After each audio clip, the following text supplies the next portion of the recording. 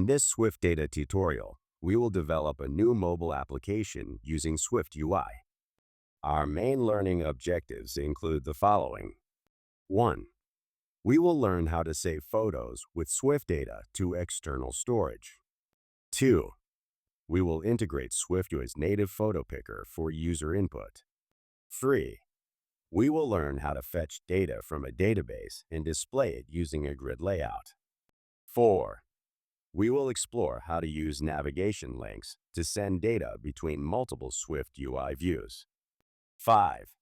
Finally, we will create a unique editing view and a delete function, complete with an impressive user interface. By the end of this tutorial, users will be able to save their favorite pets on their devices using SwiftData.